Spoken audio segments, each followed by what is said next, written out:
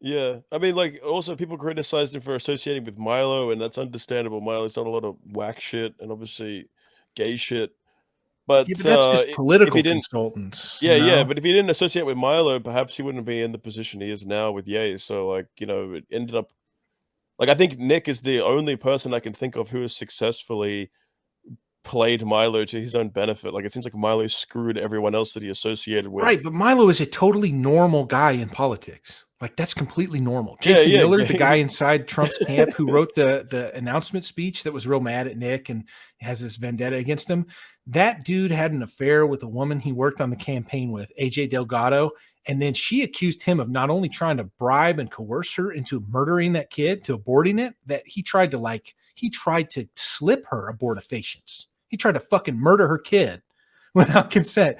That is the guy that wrote and handled Trump's announcement. He is completely in the pocket of Zog as well. He runs Gettr, which Trump won't even touch. Think of how fucked up that relationship is.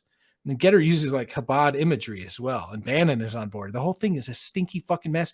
This is normal in politics. These people are totally normal. Go and funny try and story. read like Roger Stone's Wikipedia page, and he doesn't shy away from any of that. The first cozy exclusive stream he did on here, he straight up told everybody that everyone in the Reagan administration, himself included, and all the power players that he ran with at Black, Manafort, and Stone and Kelly and Atwater, that everyone knew that the vice president had attempted to have the president assassinated by John Hinckley. Like, that's just politics, man. It's just normal. It's so fucked up, which is why you got to heal it with fire. Funny story that I heard from, let's say, associates of Gavin McGinnis was apparently Milo hit up Gavin. Goes back a few years when they were still buddies, and was like, "Oh man, I'm in some financial trouble. Can I borrow some money?" And like borrowed like 100 grand off him or something. And then the next day, like Milo uploads a picture to like fucking social media of him in like some like $60,000 like Versace suit or some shit. And then Gavin apparently is like, "What the fuck, man? Like, you just borrowed 100 grand from me yesterday, and now you got this new Versace suit." And then Milo just like blocks him off everything and like stooged him. So, Right, and maybe he got MCG to so that speak at AFPAC 3, I, and I maybe he hope that got the Milo has Trump dinner, come. you I know? hope that Milo has come around. But like, yeah, politics is filled with these kind of dog eat Yep, dog types, political operatives. and Nothing happens in the swamp without those people intermediating. It's just how it yeah, is. it attracts that kind of psychology.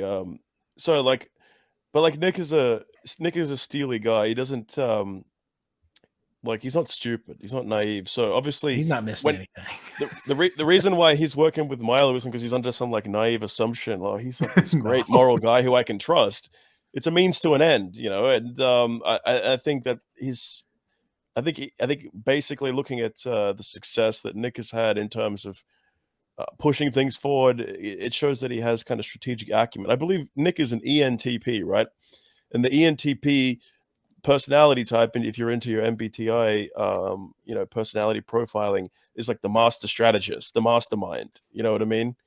And that definitely is the vibe that you get from Nick. Is that he's like, he's thinking 3 steps ahead. He's working all these different angles, and that's what you need if you're going up into a world full of like sociopaths and shit.